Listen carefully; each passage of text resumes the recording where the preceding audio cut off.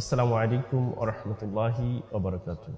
আবু হুরায়রা রাদিয়াল্লাহু আনহু থেকে বর্ণিত, তিনি আল্লাহ রাসূল সাল্লাল্লাহু আলাইহি ওয়াসাল্লাম থেকে বর্ণনা করেন যে হাদিসটি সহিহ বুখারীতে রয়েছে ৭২৮৮ নম্বরে এবং সহিহ মুসলিমে রয়েছে ১৩৩৩৭ নম্বরে।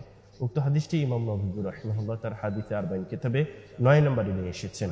আল্লাহ রাসূল সাল্লাল্লাহু আলাইহি ওয়াসাল্লাম বলেন, মা নাহাইতুকুম আনহু ফাজতানিবু, what I have forbidden for you avoid, আমি তোমাদেরকে যা নিষেধ করেছি তা থেকে তোমরা বিরত থাকো।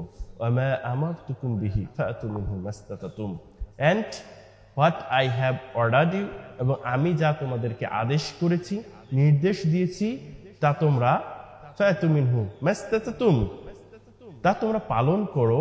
As to as much if you can, তোমরা যথাসম্ভব তা পালন করো।